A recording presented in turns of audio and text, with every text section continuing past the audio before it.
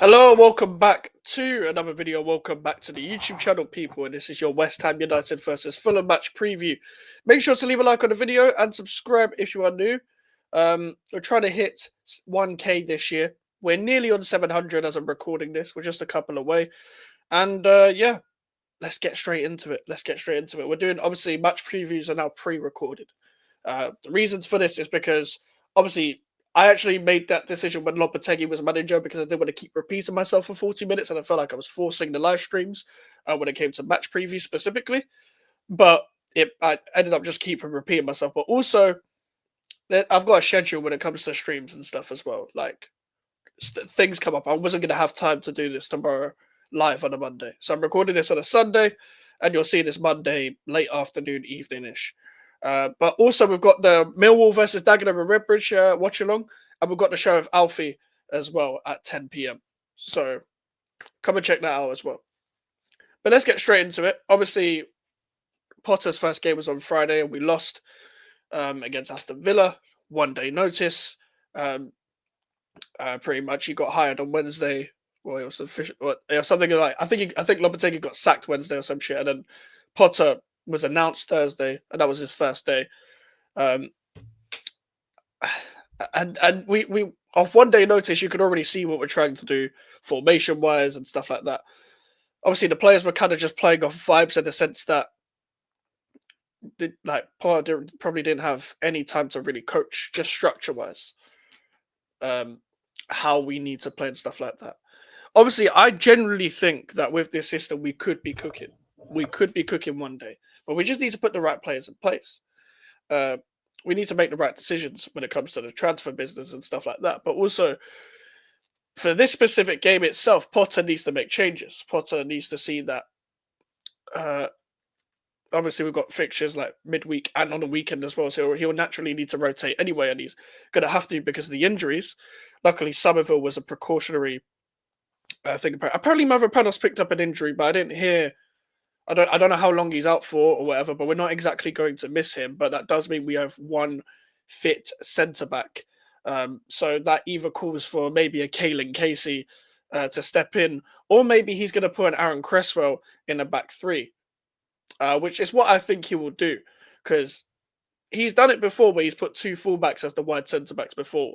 I do think it's kind of dangerous in this situation, though, against Fulham, especially where we're going to come up against the Iwobi and Adama Traore. Um, I don't think he's a good player, but come on, against like Aaron Cresswell, for example, is going to be long. Uh, and Emil Smith Rowe, if he's fit, I'm not sure if he's fit. Andres Pereira's been good this season. Obviously, he's been linked with the move away to Fluminense, I think, or Palmeiras. I can't remember which team. But he's been good, played in deeper areas. They've got a good midfielder. They've got Sasa Lukic. They've got Sanderberg. They've even got Harrison Reed if they really need to play like a squad player that comes in, etc. They've had a really good season. Marco Silva's done a great job. Someone we were interested in, but obviously didn't want to pay the compensation for 8 million. Not that we don't even know if Marco Silva even would have wanted to move from Fulham to West Ham at this current moment in time. If you're doing this well at Fulham, there is no reason why you should be moving to West Ham at this current moment in time, unless you're offering mad money. He rejected Saudi for Fulham once, so I don't really expect him to come to us because Saudi offered a big bag. But then again, maybe it's a sporting project thing. But right now, with us, even though we've got a good manager in right now, we've got a good squad. Is our project really sellable right now? I'm not too sure because we don't know who the power is with right now. But as I digress, like they've got good footballers that have had stocks in for time. Anthony Robinson, I liked him since they got relegated under Parker. I saw certain things in players where I was like, this guy's a good player, this guy's a good player. That's why I really didn't rate Scott Parker as a manager. Ola Aina, I always rated from then. Tosin Adebayo, always rated since then. And Anthony Robinson and Harrison Reed. Those were the four footballers I started rating in that season. And I really don't understand how Scott Parker got that starting 11 relegated. But he's a terrible manager. However, with Fulham now, they're cooking. They're cooking, and it proves that coaching is the main thing when it comes to football. Raul Jimenez, obviously, we all know Raul Jimenez destroys West Ham every time he comes up against West Ham, but he's revived his career, and he hasn't really been able to settle in since the whole head injury happened a few years ago. And even though it was a few years ago, it's been very hard for him to, get back on track with his football. But this season for Fulham, and even moments before this season, he's really shone, really looked like himself again. And he's at 33 now, 32, maybe 34. I'm not too sure. I think he's 32, 33. But he seems to be enjoying his football again. And he started the season really well. He's carried it on. He scored against us, and we can't leave him unmarked. If we leave him unmarked, the same way we left Rodgers unmarked against Villa, it could be a long day. I'm not really too confident coming up against Fulham because we haven't beaten them in a while. We haven't beaten them since we won 1-0 in the season we won the Conference League. We nicked a draw against them after they completely outplayed us for 90 minutes in the reverse fixture at their ground. Danny Ings came on and scored. It would be nice if he could make an impact again because it's probably going to be him that starts because we haven't got anyone else. Fulkirk is injured. Bowen's injured. So it's going to be Danny Ings up front. I'll be very surprised if it's anyone else unless he's somehow going to put like Paquetá Kudus in the false nine or something. And this is the tricky part. Who the fuck is Potter going to line up with? Because we've only had one game, and because of the formation, he can literally line up anyone. Now, it's not really the approach to the game, even though he does tweak his approach to each game. It's mainly fitting the roles for the players rather than fitting the players into the roles to benefit, his starting 11. So let's try and predict.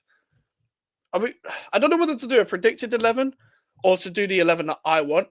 I think I'm going to do the 11 that I want today. So Fabianski goes about saying, I think Ariola's injured.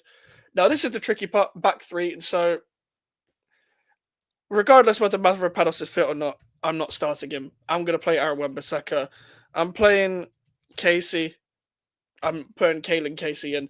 I don't want to start Cresswell against Fulham. I know it's going to be hard to start Casey and stuff like that as well, but he's very highly thought of. So you might as well give him a chance. And Max Kilman starts for me. I know he should have also done better for the goal. I don't think he had a bad game, but I think he had a bad moment. Mavropanos, whether he's injured or not, he shouldn't start this game. And if Potter really trusts in the youth, just play him. Play him.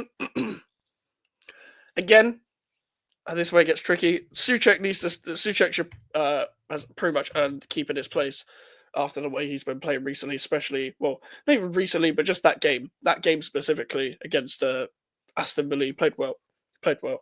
I do think we need to move on from players like him in deeper positions because he's not going to suit this system, but he's earned his place no matter what. I do think Alvarez needs to be dropped as well, and I don't think the transfer news with Monaco helps this situation. So even though I don't like a Guido Souček midfield, I'm starting Guido for this specific game. I don't think Emerson's back anytime soon, so Ollie Scholes has to keep his place for me. Ollie Scholes has to keep his place.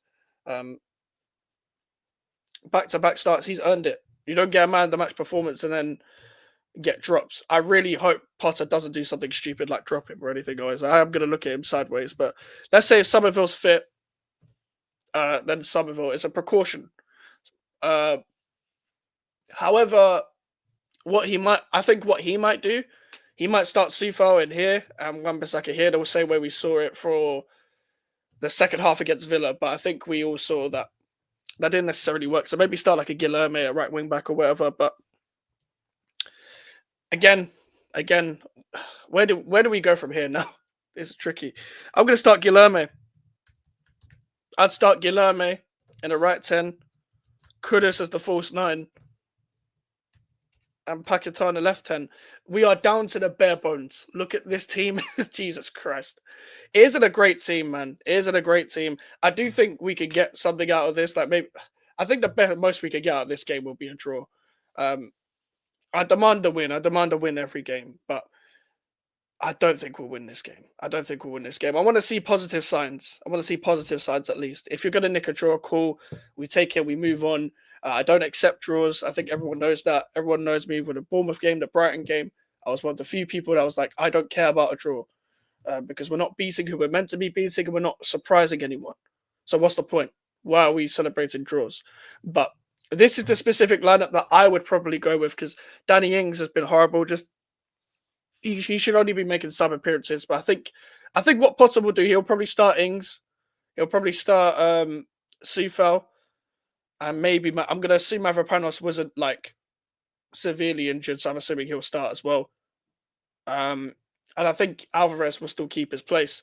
I think it'll pretty much be the same lineup, but it will be maybe Guilherme or no, it'll be Ings for Fulkirk for the same start 11, and for for the defense, I think it's the defense or the midfield. No, the defense. Sufal will probably start instead of Somerville. So Wan-Bissaka will go wing back. I think it'll be similar. So it'll be two defenders as wing backs, which we don't really want in this Potter system because, as we've seen, it's one like attacking fullback and one straight out and out winger. That's what it is in this system, and I like it. I like the ideas, and I knew that those were his ideas anyway. But I just wanted to see how he was going to line up because as soon as I saw Somerville on the right and Paquetá on the left, I knew what was going to happen, and that was just positionally wise. As soon as it was about to kick off against Villa, I noticed it straight away because I knew it wasn't going to be a straight 4-2-3-1 because it was kind of a 4-2-3-1 at times off the ball, but it kind of wasn't. What I need as well, I need people like Paquetá to stop sitting deep and stop covering the wing back position when we have a wing back because that just allows us to have six at the back of the first line of defense. But what it also allows us to not have is or not possess is to have the control in midfield and have the lack of midfielders because there's so many people in the first defensive line on the first line of the whole team or the last line of the whole team. So then we don't give ourselves a chance to defend. Really, we're just sitting deep and hoping. I expect a good game from Wan-Bissaka. Once again, I expect Ollie Scholes to hold himself down.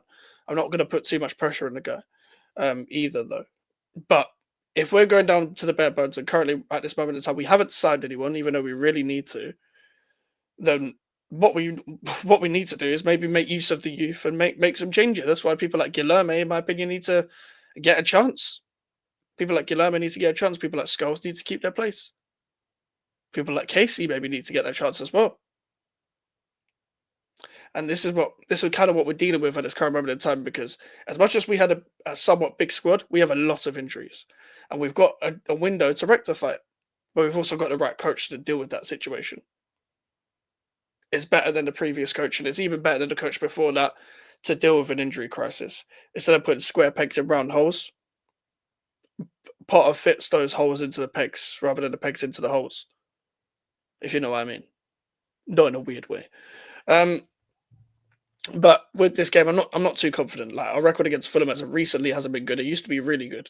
It used to be really good overall. I think they didn't beat us since 2013 before they beat us. I think it was the 5-0 last year at Craven Cottage. They did the double over us last year. A terrible game at home last year against under Moyes, and the one against Lopetegui was debatably worse. But we somehow nicked a draw off that. I don't know how we got a draw in that game. Honestly, it was one of the biggest. There was no robbery footballing decisions, but it was one of the biggest robberies in terms of whether you deserved it or not. We didn't deserve it at all. They just switched off. They switched off for one throw in, and Sufal, Bowen, and Ings made something out of that. But hopefully Emerson's back. Hopefully Tadibo can come back soon. We need Tadibo back. We need Bowen back. We need players back. We need players back badly. Because what we could do with this team fully fit. Man, I just realised we're going to miss Bowen against fucking Chelsea. Oh, God. Anyway, make sure to leave a like on the video. Make sure to subscribe if you are new. Check out all the live streams. Social medias are in the description if you want to follow me. The email for the inquiries on the road to 1K. Subscribe if you're new. I'll see you guys later. Goodbye.